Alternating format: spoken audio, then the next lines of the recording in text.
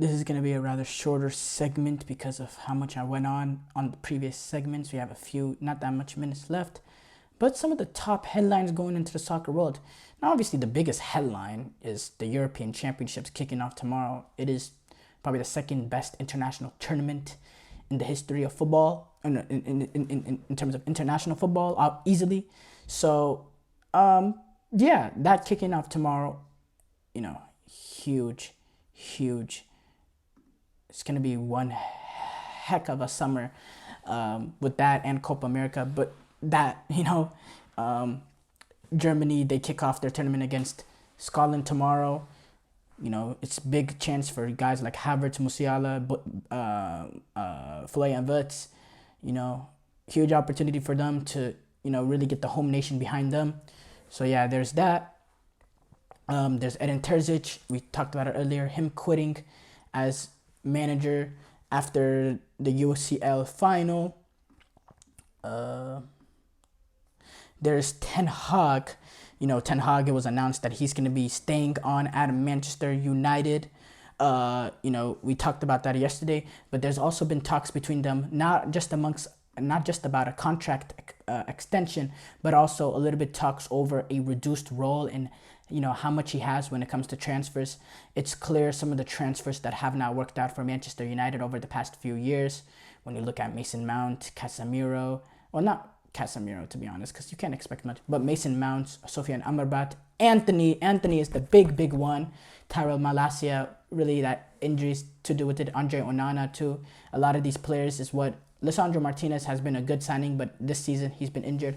A lot of these players that honestly, look, when it comes to a lot of these players, injuries has a lot to do with them. But the main one that, there's really no excuses for Erik ten Hag is Anthony. That's the big black mark on his resume in terms of, the transfers that he's brought in, because he's been really a failure. For 100 million, he's been no use, almost. He's been a liability. And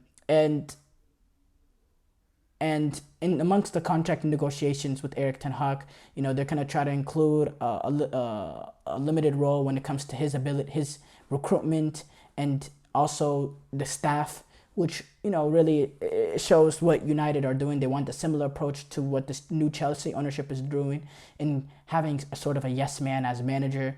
The manager just strictly worrying about coaching the team, and then the board worrying about the players coming in and running the football operations and that.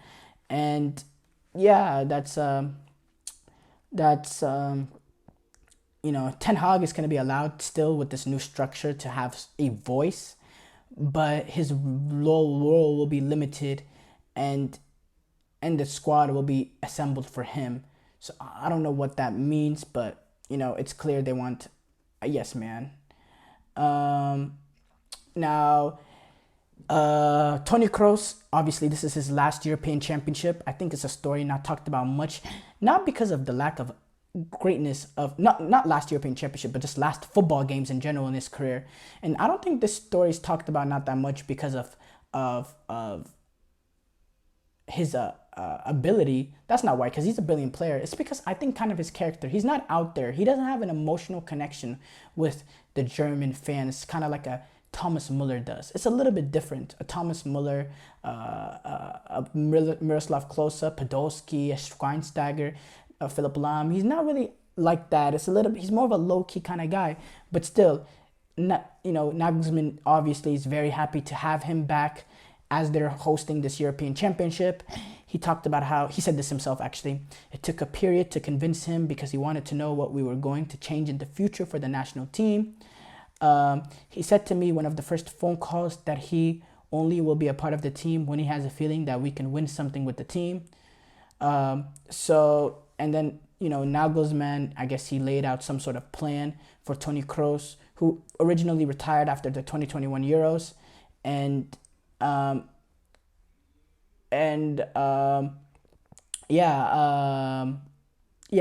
he continued on Nagelsmann. When Nagelsmann was asked by Toni Kroos, so do you know what are going to be the next steps? He said, what are the next decisions, how we can change the team? And Nagelsmann told him.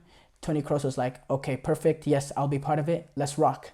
And now Kroos, and then he confirmed his return. And now, It is. Also, the fact that this is gonna be his last football in general. He's thinking like, let me just play this last final tournament for Germany, us being the home team. He thinks maybe that gives them a realistic shot to win something. So he's like, yeah, let me just play this last tournament for Germany and let me give it for my country one last time. And yes, they open up their European Championships tomorrow against Scotland.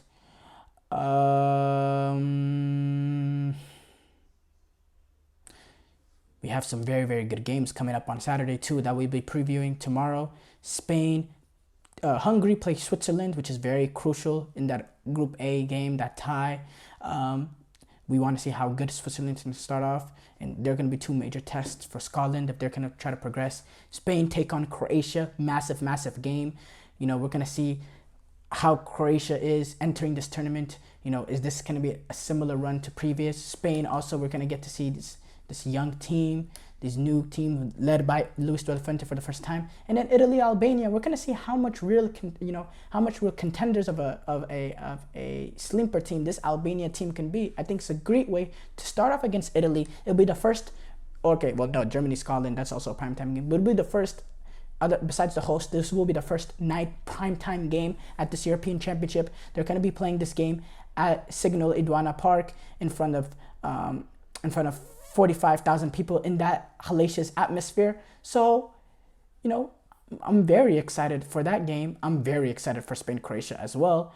And yeah, European Championships are only going to get better and better from there. Bayern, they have signed Japanese center back Ito from Stuttgart. It's interesting for me because Bayern Munich, over the past few years, they spent a shocking amount of money on center backs alone. When you look at the likes of Kim Min-jae, Upamecano, Matthias de Ligt, it goes on, and now they're bringing Ito again. By the way, keep in mind they had to bring in Eric Dyer to provide us cover last year on loan halfway through the season, and he came in and he was probably their best center half for the last 6 months, despite this ridiculous amount of money that they've spent on center backs. So is Ito the guy that can really provide some stability amongst that team defensively? I don't know, but obviously Vincent Kompany, he is a legendary center back, so maybe he's able to get that side rolling for Bayern Munich. I'm interested to see how that goes for them next season. Thank you guys for tuning into the GSMC Soccer Podcast, presented by the GSMC Sport Network. Your support means a lot to us, so please remember to subscribe to the show and leave a positive review. It really does make a difference. We also invite you to follow us on Facebook, Twitter, TikTok, and Instagram for more content and updates. Thank you once again, and have a wonderful, wonderful day.